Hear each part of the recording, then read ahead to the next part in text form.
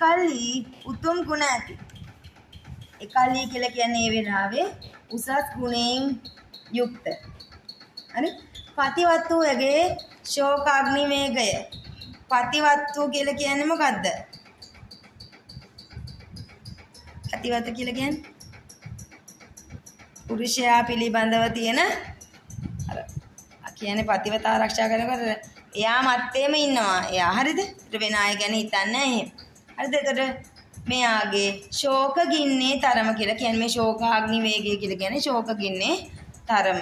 සුවාස දහසක් යොදුන් උඩ නැගී. සුවාස දහසක් කියලා කියන්නේ 84000ක්. සුවාස දහසක් කියලා කියන්නේ 84000ක්. යොදුන් උඩට නැගලා සක්දෙවි රජුගේ භවනය හුණු කළේය. දැන් මොකද වෙන්නේ? ශක්‍ර දේවයන්ගේ පාණ්ඩු කම්බල සෛලාසනය හුණු කරනවා. අහලා තියෙනව නේද? එයාගේ පාණ්ඩු කම්බල සෛලාසනය වුණාම තමයිලු එයා මේ ලෝකෙ දිහා බලන්න. කාට හරි කරදරයක් කියලා දන්නවලු. එතකොට එහෙම කියනවා. හරිද? ඉතින් ඉනා වෙනවා. ඔය මොන හරි ඕනනම් දුක් මනස්තාපෙලා ඉන්නද සක්‍ර දෙවියන්ට කියන්න. කවිෂ කියන්නේ. හරි. ශක්‍ර දේවීන්ද්‍රයෝ දහසක් නුවණින් ඔන්න සක් දෙවියෝ දහසක් ඇස් වලින් මෙන්න මේ ලෝකෙ දිහා දැන් ඔන්න බලන. මේ කාරණේ දැක ඔන්න දැන් මේ කාරණාව දකින්න මෙන්න මේ ආණ්ඩනව දකින්න. බමුණු වෙසක්ගෙන ඔන්න බමුණෙක්ගේ රූපයක් මවාගෙන ඇසිල්ලකින් આવුත් ඇහිපිය ගහන ක්ෂණයෙන් එනවා ඔන්න මේ ලෝකෙට එනවා. හරි? සක්දේව ලෝකේ ඉඳලා ඇහිපිය ගහන ක්ෂණයෙන් එනවා. හරිද? මහා බෝසතාණන් මහා බෝධිසත්වයෝ ඉන්න තැනට ඇවිල්ලා ගල් මුදුනේ පෙනී ගල මතට ඇවිල්ලා කෙන්ඩිකාවෙන් පැන්ගෙන එයා ගාව තියෙන කෙන්ඩියට වතුර අරගෙන මහා බෝසතාණන් ඇඟ ඉසලුව මේ මහා බෝධිසත්වයාණන්ගේ ඇඟට ඉහෙනවා. වතුර ටිකක් ඉහෙනවා. හරි? එකනේ විෂ නැති අනේ මොහොතේම ඒ කරපු ක්‍රියාවෙන් එයාගේ ඇඟේ තිබ්බ ඊතලවල විස නැති වෙලා ගිහිල්ලා වනයේ සුවයව. වනය කියලා කියන්නේ මෙතනදී තුවාලය. බලන්න මුර්ධජ නයන්න වන කියලා කියන්නේ තුවාලය. එතන මෙන්න මේ තුවාලය හොඳ වෙලා කොතන විඳි බවත් නොදත හැකි විය. කොතන්ට ඊතල පාර විදුනද කියලා කැලැල්ලක්වත් හොයාගන්න බැරි වුණා. හරිද?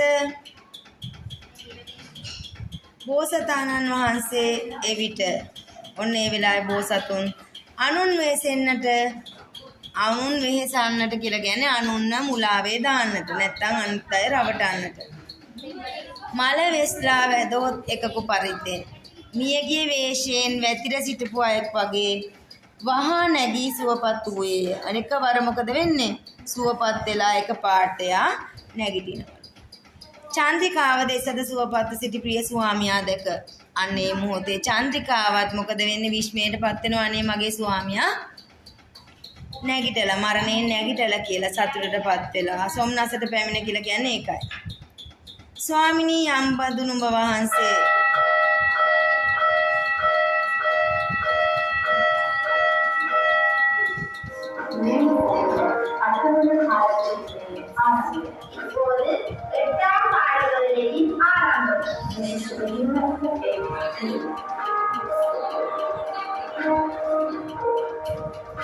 හරි අනේ සැමියාණෙනි මෙන්න මේ ආකාරයට ඔබ වහන්සේ සුව වෙලා ඉන්නවා දැක්කහම මාගේ ප්‍රිය කල්ලු ඇඟ මගේ ප්‍රිය වූ ස්වාමියාගේ ඇඟ හරිද අමාපැන් ඉස නිදුක් කොට අමූර්තය කියන පැන් ඉහලා සුවපත් කළාට මාගේ කලකම් දුරු කොට මා කරලා තිබිච්ච පාප කර්ම සියල්ල බැහැර කරලා ප්‍රිය වූ අප දෙදෙනා ප්‍රේමයෙන් බැඳිච්ච අප දෙන්නා සමග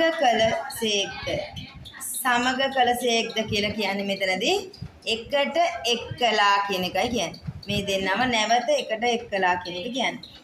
එසේ වූ නුඹ වහන්සේ එහෙම කරපු ඔබ වහන්සේ ඒ ශක්‍ර දේවින්ද්‍රයෝය. ඔබ ශක්‍ර දේවින්ද්‍රයෝය කියලා කියනවා.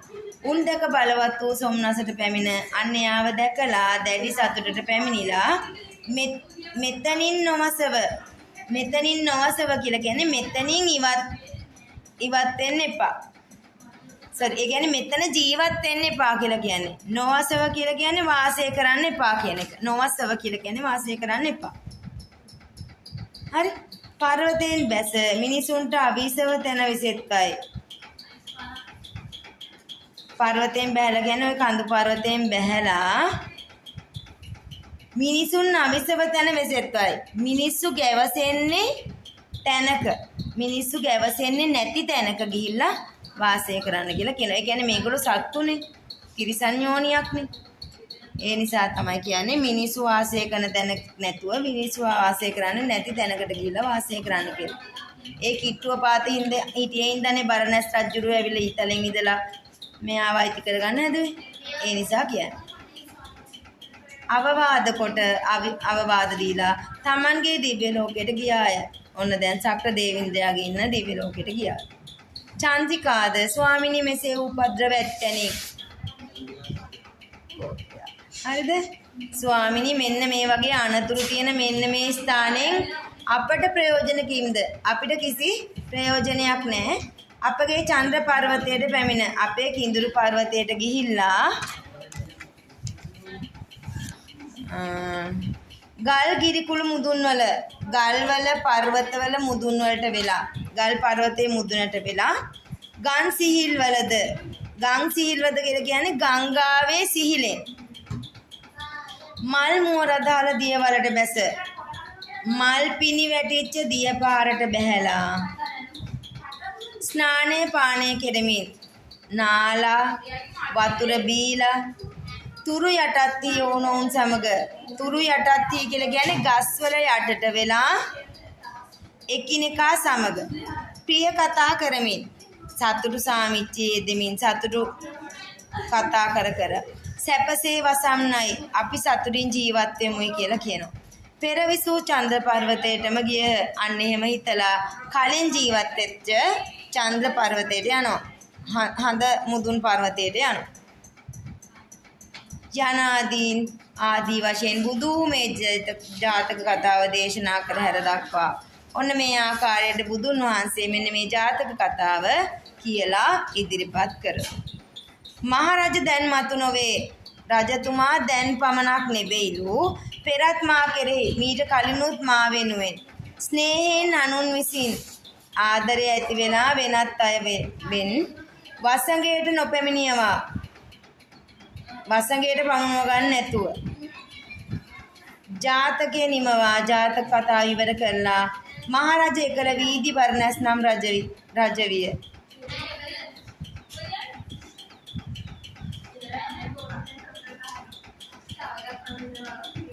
එතකොට මහරජ එකල වීදි බරණැස් රජ වන්නේ කියලා කියන්නේ ඒ එදා ඊතලයේ විද්ද බරණැස් රජතුමා අද කවුද කියලා මේ කියන්න හදන්නේ. හරිද? දැන් දිවස් ඇත්තන් කෙරේ අගතැන්ලත් දැන් දිවස් තියෙන අතරෙන් ප්‍රධාන වෙච්ච අනුරුද්ධ මහ තෙරුන් වහන්සේ. එතකොට කවුද මේ විද්ද ඊතලෙන් විද්දෙක්ගෙන? අනුරුද්ධ මහ තෙරුන් වහන්සේලු. එදා චන්ද්‍රානම් කින්දරංගනාව එදා චන්දිකා කියලා හිටපු කිඳුරංගනාව දැන් යශෝදරා නම් තොප්ප කියලා යෙහෙලියයි. මේ ආත්මේදී යශෝදරා දේවියයි. ඒ කියන්නේ ඔබගේ ලේලියයි කියලා කියනවා.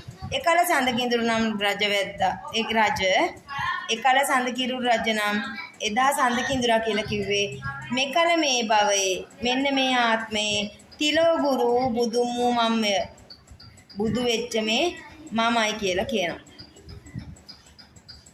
තිලෝ ගුරු කියලා කියන්නේ තුන් ලෝකයටම ගුරුවරයෙකු මමයි.